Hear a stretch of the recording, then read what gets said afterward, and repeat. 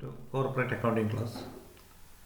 We are discussing about the preparation of revenue account, how to prepare a revenue account, what are the important theoretical concepts regarding the revenue account. In this class, we are going to discuss about some theoretical point and planning to do one problem. So there are some new terms. Annuity. Annuity കഴിഞ്ഞ ദിവസം നമ്മൾ explain ചെയ്തതാണ്. It is an annual payment made by the insurance company to the policy holder. അപ്പോൾ അതിൻ്റെ simple example, ഒരു സ്വകാര്യ മേഖലയിൽ ജോലി ചെയ്യുന്ന ഒരാൾ, ഫോർ എക്സാമ്പിൾ, അയാൾക്ക് പെൻഷനില്ല. So insurance companies are offering different annuity pension schemes.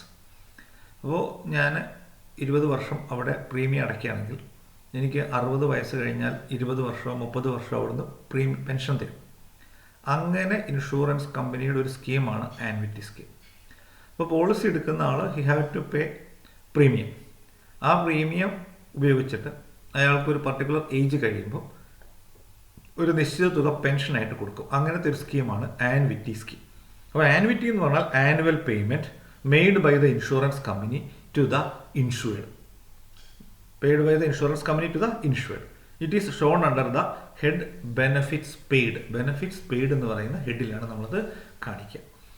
Then surrender. Surrender means ഒരു പോളിസി ഹോൾഡർക്ക് അയാൾക്ക് പ്രീമിയം അടയ്ക്കാൻ പറ്റാതെ വരികയാണെങ്കിൽ, അയാളുടെ ജോലി നഷ്ടപ്പെട്ടു അല്ലെങ്കിൽ എന്തെങ്കിലും കാരണം കൊണ്ട് അയാൾക്ക് പ്രീമിയം അടയ്ക്കാൻ വയ്യെങ്കിൽ he is having an option to surrender the policy. പോളിസിയോട് കൂടി തിരിച്ചു കൊടുക്കാം. പോളിസിയോട് തിരിച്ചു കൊടുക്കുമ്പം അവർക്ക് അയാൾ അടച്ച പണം അതിൻ്റെ ഒരു നിശ്ചിത തുക കട്ട് ചെയ്തിട്ട് തിരിച്ചു കൊടുക്കും. അതിനാണ് സറണ്ടർ എന്ന് പറയുന്നത്. It is the payment made for policy surrendered to the policy holder. ഇനി interim bonus paid. Interim bonus paid എന്ന് പറഞ്ഞാൽ ഇപ്പോൾ ലൈഫ് ഇൻഷുറൻസ് കമ്പനിയിലെ ഏറ്റവും വലിയ പ്രത്യേകത, the 95% of the bonus of the insurance company is distributed among the policy holders. Policy ഹോൾഡേഴ്സിലാണ് കൊടുക്കുക. ഇപ്പോൾ 3 തരം ബോണസ് ഉണ്ട്. ക്യാഷ് ബോണസ് ഉണ്ട്, bonus in reduction of premium ഉണ്ട്, റിവേർഷണറി ബോണസ് ഉണ്ട്. So the bonus given by the policy company to the policy holders are grouped into 3: cash bonus, bonus in reduction of premium, reversionary bonus. അപ്പോൾ cash bonus എന്ന് പറഞ്ഞാൽ bonus paid to the policy holders in cash.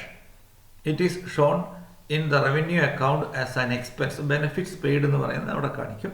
അപ്പോൾ bonus paid to the policy holders in cash. എല്ലാ policy ഹോൾഡേഴ്സിനും 5% അല്ലെങ്കിൽ ഒരു നിശ്ചിത ശതമാനം ബോണസ് ആയിട്ട് കൊടുക്കുന്നു. That bonus is an expense and it is shown in the revenue account as an expense. Bonus in reduction of premium എന്ന് പറയുമ്പോൾ അത് മനസ്സിലാക്കേണ്ട ഒരു കാര്യം, ഫോർ എക്സാമ്പിൾ, എനിക്ക് ഇൻഷുറൻസ് പോളിസി ഉണ്ട്. ഞാൻ എല്ലാ മാസവും 5000 രൂപ വെച്ച് പ്രീമിയം അടയ്ക്കുന്ന ആളാണ്. എനിക്ക് 1000 രൂപ ബോണസ് ഉണ്ട്. അത് 2 രീതിയിൽ ചെയ്യാം. ഞാൻ 5000 രൂപ പ്രീമിയം അടയ്ക്കുന്നു, എനിക്ക് 1000 രൂപ ബോണസ് കിട്ടുന്നു. രണ്ടാമത് ചെയ്യാവുന്ന ഓപ്ഷൻ എന്ന് പറയുന്നത്, എൻ്റെ കയ്യിൽ നിന്ന് 4000 രൂപ പ്രീമിയം വാങ്ങുന്നുള്ളൂ, 1000 രൂപ എന്തായിട്ട് അഡ്ജസ്റ്റ് ചെയ്തു? ബോണസ് ഇൻ റിഡക്ഷൻ ഓഫ് പ്രീമിയമായിട്ട് അഡ്ജസ്റ്റ് ചെയ്തു. സോ ഞാൻ 5000 കൊടുക്കണം, ബട്ട് എനിക്ക് കിട്ടാൻ 1000 രൂപ കൊടുത്ത് ബോണസ് ഉണ്ട്. അപ്പോൾ ഞാൻ എത്ര കൊടുത്താൽ മതി? 4000 കൊടുത്താൽ മതി. അതാണ് എന്ത്? Bonus in reduction of premium. The bonus declared is not given to the policy holder, but it will be deducted from the premium due from him. അപ്പോൾ അത് 2 സൈഡിൽ നമ്മൾ കണക്ക് ചെയ്യുമ്പോൾ മനസ്സിലാവും. അത് പ്രീമിയത്തിലും ആഡ് ചെയ്യണം, എക്സ്പെൻസ് ആയിട്ട് ബോണസിലും ആഡ് ചെയ്യണം. So the amount should be shown in 2 aspects, 2 sides. ഇനി റിവേർഷണറി ബോണസ് എന്ന് പറഞ്ഞാൽ, ഇപ്പോൾ നമ്മളൊരു പോളിസി എടുക്കുകയാണെങ്കിൽ, 1 ലക്ഷം രൂപയുടെ ഒരു പോളിസി എടുക്കുകയാണെങ്കിൽ 25 വർഷം കഴിയുമ്പോൾ നമുക്ക് അവർ തരിക ചിലപ്പോൾ 2 ലക്ഷം രൂപയോ 1,80,000 രൂപയോ ആയിരിക്കും. അപ്പോൾ നമ്മൾ എല്ലാ വർഷവും ഈ പോളിസിയുടെ കൂടി ബോണസ് ഇങ്ങനെ ആഡ് ചെയ്യും. ഇങ്ങനെ ആഡ് ചെയ്യുന്ന ബോണസ് എമൗണ്ടിനാണ് റിവേർഷണറി ബോണസ് എന്ന് പറയുന്നത്. So the bonus is paid with the policy at the time of the maturity or the death of the insured. അതിനാണ് എന്തെന്ന് പറയുന്നത്? റിവേർഷണറി ബോണസ് എന്ന് പറയുന്നത്. Bonus paid at the expiry of the policy along with the policy amount. അപ്പോൾ നമ്മൾ policy എടുത്ത എമൗണ്ടിനെ കൂടാതെ ഒരു വലിയ തുക നമുക്ക് ലാഭമായിട്ട് അവർ തരും. അതാണ് ബോണസ് ഇൻ റിവേർഷണറി ബോണസ്. അടുത്ത item, interest, dividend and rent. So insurance companies have huge investments by which they are in a position to earn huge amount of dividend, interest, അങ്ങനെയുള്ള കാര്യങ്ങൾ അവർക്ക് കിട്ടും. അപ്പോൾ അങ്ങനെ കിട്ടുന്ന സമയത്ത് അത് റവന്യൂ അക്കൗണ്ടിൽ നമ്മൾ വരവായിട്ട് ട്രീറ്റ് ചെയ്യും. അപ്പോൾ ശ്രദ്ധിക്കേണ്ട ഒരു കാര്യം, ഗ്രോസ് എമൗണ്ട് ആണ് കാണിക്കേണ്ടത്. ഇപ്പം നമുക്ക് ടാക്സ് ഡിഡക്റ്റ് ചെയ്തിട്ടാണ് തന്നിരിക്കുന്നതെങ്കിൽ നമ്മൾ അക്കൗണ്ടിൽ കാണിക്കേണ്ടത് ഗ്രോസ് എമൗണ്ട് ആണ് കാണിക്കേണ്ടത്, നെറ്റ് എമൗണ്ട് അല്ല. Gross amount should be shown in the profit and in the revenue account. ഈ ഔട്ട്സ്റ്റാൻഡിങ് എമൗണ്ട് നമ്മൾ അഡ്വാൻസസ് ആൻഡ് അതർ അസറ്റ്സ് എന്ന് പറയുന്ന ഹെഡിൽ കാണിക്കും. ഇനി അപ്രോപ്രിയേഷൻസ്, നമ്മുടെ റവന്യൂ അക്കൗണ്ടിൽ ലാസ്റ്റ് പാർട്ടാണ് appropriation. Amount transferred to share holders account, amount transferred to other reserves, balance shown in the balance sheet, അതെല്ലാം അവിടെയാണ് കാണിക്കുക. ഇനി നമ്മളിവിടെ ഒരു പ്രോബ്ലം നോക്കുകയാണ്. New India insurance company had a paid up capital of 10 lakh divided into shares of 10 each. Its net liability in all contracts in force on 31/3/2020 is 96 lakh and 31/3/2019 is 84 lakh. അത് ഞാൻ ഓരോന്ന് explain ചെയ്ത് പോകാം. അപ്പം നമ്മളൊരു policy, insurance കമ്പനിയുടെ ഒരു ബിസിനസ്സിൻ്റെ പ്രത്യേകത, ഒരാൾ പോളിസി എടുത്താൽ അത് 20 വർഷമോ 15 വർഷവും നിൽക്കുകയാണ്. അപ്പോൾ 15 വർഷം കഴിഞ്ഞിട്ടായിരിക്കും അയാളുടെ പൈസ കൊടുക്കേണ്ടത്. അപ്പോൾ എല്ലാ വർഷവും നമ്മൾ എടുക്കുന്ന പോളിസികൾ, കമ്പനി എടുക്കുന്ന പോളിസികളുടെ എക്സ്പയറി ഡേറ്റ് 15 വർഷമോ 10 വർഷമോ 20 വർഷമോ കഴിഞ്ഞിട്ടാണ്.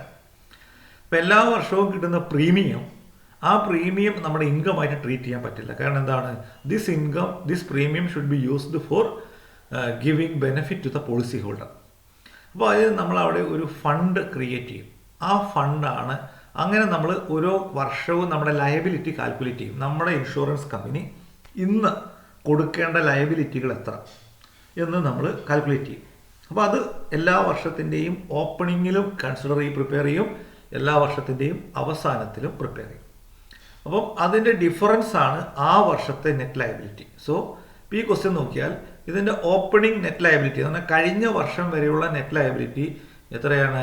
84 lakhs ആണ്. ഈ വർഷത്തെ നെറ്റ് ലയബിലിറ്റി ടോട്ടൽ 96 ആണ്. അപ്പം നമ്മൾ ഈ 84ഉം 96ഉം തമ്മിലുള്ള ഡിഫറൻസ് ആണ് കറൻറ്റ് ഇയർ നെറ്റ് ലയബിലിറ്റി.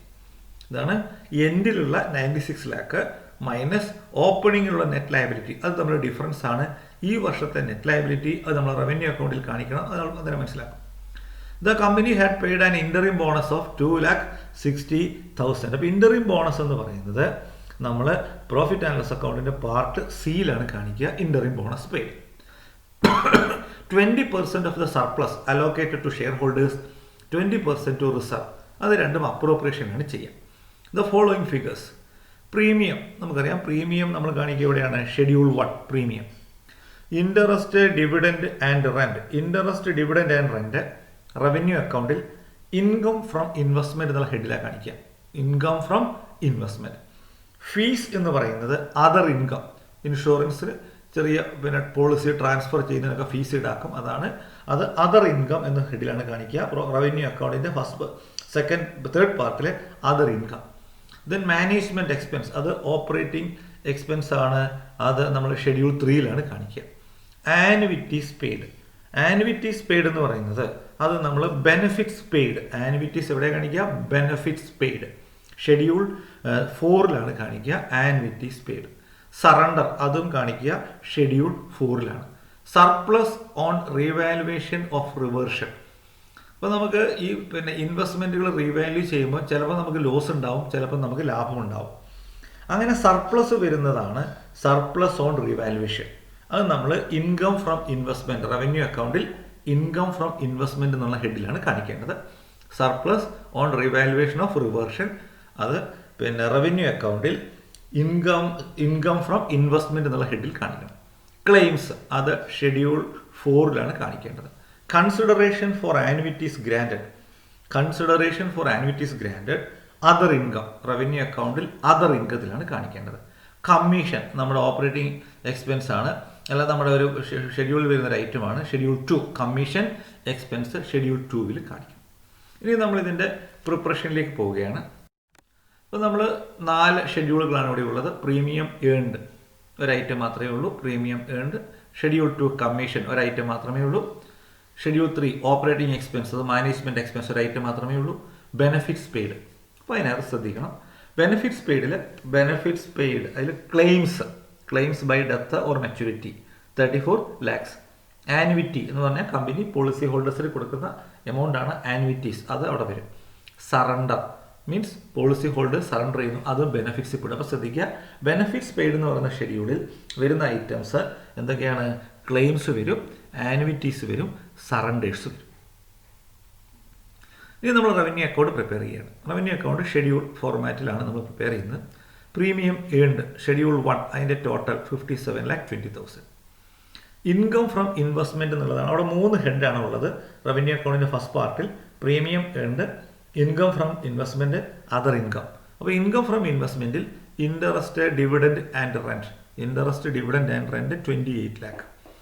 ഇനി സർപ്ലസ് ഓൺ റീവാലുവേഷൻ ഞാൻ നേരത്തെ പറഞ്ഞു, അത് അവിടെ കാണിക്കുക 20,000. അതർ ഇൻകം അവിടെ consideration for annuities granted 1,60,000, fees received 16,000. അപ്പോൾ ടോട്ടൽ ഇൻകം നമുക്ക് കിട്ടി 87,16,000. ഇനി നമ്മൾ അടുത്ത അതിൻ്റെ പാർട്ടിലേക്ക് പോവാണ് എക്സ്പെൻസ്. കമ്മീഷൻ ഇൻ പോളിസി ഏജൻസിന് കൊടുത്ത commission 2,20,000. Operating expense schedule 3 7 lakh. Reinsurance irrecoverable. എന്താണ് റീ ഇൻഷുറൻസ് ഇർറിക്കവറബിൾ എന്ന് പറഞ്ഞാൽ? നമ്മൾ റീ ഇൻഷുറൻസ് ചെയ്തു, അവിടെ നിങ്ങോട്ട് പൈസ കിട്ടാനുണ്ടായിരുന്നു, but it became bad, it became irrecoverable. Reinsurance irrecoverable നമ്മളുടെ എക്സ്പെൻസ് ആയിട്ട് അവിടെ കാണിക്കുന്നു, അത് ക്വസ്റ്റ്യനിലുള്ളതാണ് 16,000. Provision for tax. Provision for tax, income tax 4,40,000 നമ്മൾ പേ ചെയ്തു, അത് അവിടെയാണ് കാണിക്കുക. അപ്പോൾ ടോട്ടൽ എക്സ്പെൻസ് കിട്ടി. ഇനി benefits paid schedule 4. Benefits paid. അപ്പോൾ ബെനിഫിറ്റ്സ് പെയ്ഡ് നമ്മൾ പിന്നെ ഷെഡ്യൂൾ 4ന് ടോട്ടൽ. ഇൻ്ററിം ബോണസ് പെയ്ഡ് ഞാൻ നേരത്തെ പറഞ്ഞു, ഇൻ്ററിം ബോണസ് പെയ്ഡ് കാണിക്കുന്ന 3ാമത്തെ പാർട്ടിലാണ്.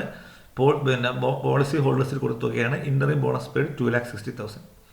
ഇനി ഈ കാര്യം ശ്രദ്ധിക്കുക, change in the value of liability എന്ന് പറഞ്ഞാൽ ഇൻഷുറൻസ് കമ്പനിയുടെ ടോട്ടൽ നെറ്റ് ലയബിലിറ്റി കാൽക്കുലേറ്റ് ചെയ്യുന്നത് the amount to be given to policy holders due to the business.